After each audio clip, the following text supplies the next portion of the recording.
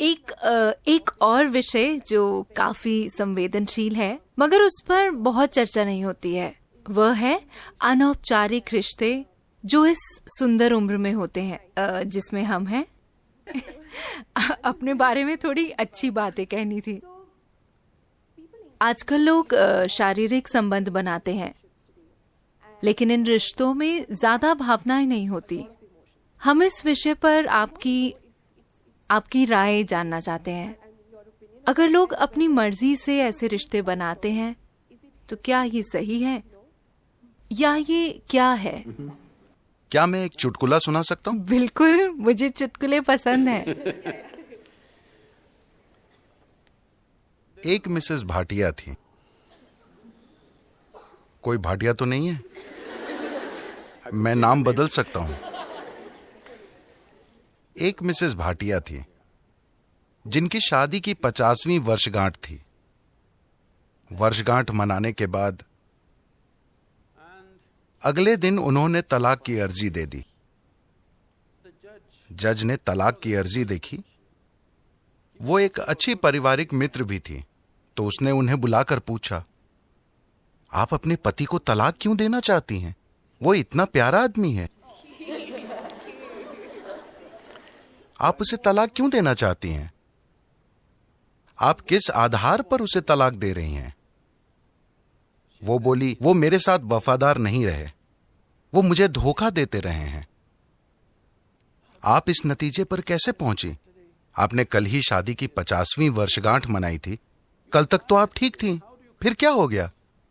मुझे बीते दिनों की बहुत याद आ रही थी, तो मैंने फोटो एल्बम पलटना शुरू किया। फिर मैंने देखा कि मेरे 5 बच्चों में कोई भी उनके जैसा नहीं दिखता।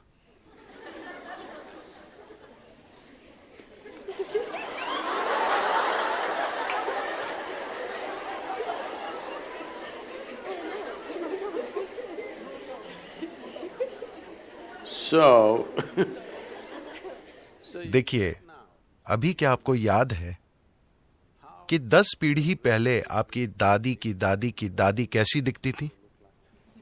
नहीं, मगर उनकी नाक अभी आपके चेहरे पर मौजूद है। आपके शरीर को याद है, हाँ या ना? आपके शरीर को लाखों साल पहले आपके पूर्वजों की त्वचा का रंग भी याद है, अभी तक वो भूला नहीं है। तो जिसे आप मेरा शरीर कह रहे हैं, वो यादों का एक बहुत बड़ा संग्रह है ना? आपके दिमाग में मौजूद यादाश्त बहुत कम है। आपके शरीर में मौजूद यादाश्त, उसमें क्रमिक विकास की यादें हैं, जेनेटिक यादें हैं, कर्म की यादें हैं, व्यक्त और अव्यक्त स्तर की यादें हैं, ढेर सारी यादें हैं।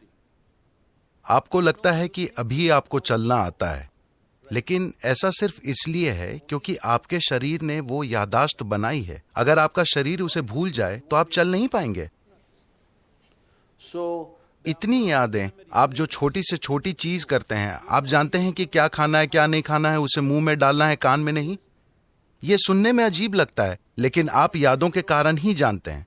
तो आपका शरीर ढेर सारी यादों का भंडार है और वो हर समय यादें इकट्ठी करते रहता है।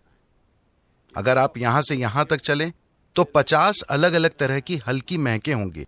हो सकता है कि आप उस पर ध्यान न दें, मगर शरीर उसे इकट्ठा भी करता है और पहचानता भी है। वो लगातार पहचानता रहता है, इसलिए आप जानते हैं कि सुगंध क्या है, दुर्गंध क्या है, ये इसकी गंध है। आप आवाज, गंध वगैरह के अलग अलग पहलुओं को पहचानते हैं, क्योंकि ये प्रक्रिया लगातार चलती रहती है। तो इस शारीरिक यादाश्त को इस संस्कृति में पारंपरिक तौर पर हम ऋणानुबंध कहते हैं। वो शारीरिक यादाश्त जो आप बनाते हैं। आप जागरूकता के साथ अपनी शारीरिक यादाश्त बना सकते हैं या बस ढेर सारी यादाश्त अंदर लेकर ढेर सारी शारीरिक उलझन से गुजर सकते हैं। तो जहां कहीं भी प्रभाव होता है, मुझे पता नहीं कि आपकी पीढ़ी में लोग अब भी ये चीजें जानते हैं या नहीं, मगर अब भी बैंगलोर में ऐसे लोग मिलेंगे जिन्हें अगर आप नमक देने की कोशिश करेंगे तो वे उसे नहीं लेंगे। वो कहेंगे वहां रख दीजिए। अगर आप उन्हें तिल देने की कोशिश करें तो वो कहेंगे उसे वहां रख दीजिए, क्योंकि उन्होंने कई पदार्थों की पहचान कर ली है जो आसानी से आपकी यादाश्त को लेकर मुझ तक पहुंचा सकते हैं। अगर मैं वो चीज ले लूं, मुझे वो यादाश्त नहीं चाहिए। यही वजह है कि आमतौर पर इस संस्कृति में एक दूसरे को छूना, हाथ मिलाना, ऐसी चीजों से परहेज किया जाता है। हम अपनी ही दोनों हथेलियां मिलाकर नमस्कार करते हैं, क्योंकि हम यादाश्त नहीं इकट्ठी करना चाहते। क्योंकि अगर मैं इसे बस छूता हूं तो ये इसे भी याद रखता है। आप अपने 4 दोस्तों के साथ इसे आजमा कर देखें। आप उनके हाथों को छुएं, याद रखने की कोशिश ना करें। हर दिन बस उनके हाथ छुएं और भूल जाएं। कल अगर वो आकर आपको छूता है, आप जानते हैं कि ये उसका हाथ है ना? तो शरीर याद रखता है, ये दिमाग में नहीं है। शरीर की यादाश्त होती है, इसे ऋणानुबंध कहते हैं।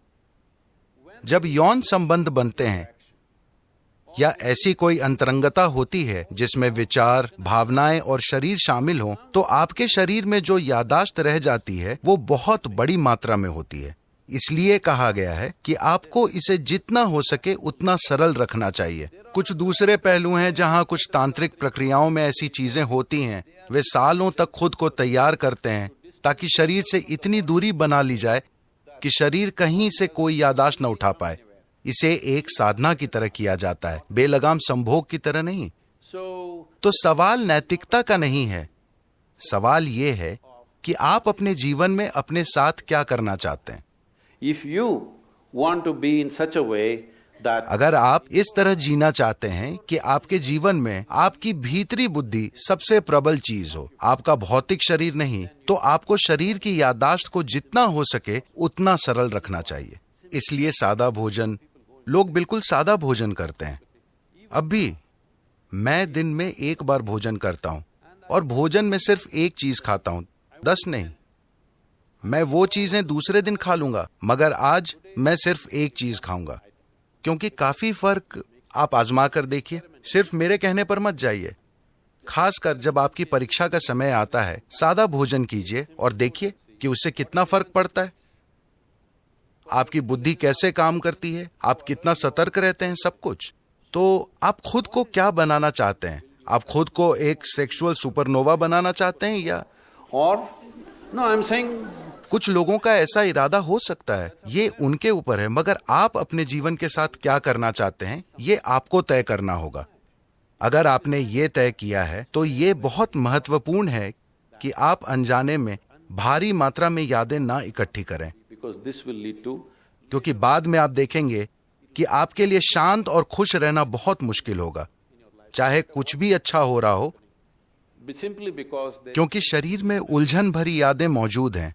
जब इसी प्रकृति का कुछ और आता है तो शरीर में उलझन भरी उथल पुथल होने लगती है। शायद आपके दिमाग में यह ना आए, ये सिर्फ शारीरिक रूप से होता रहेगा।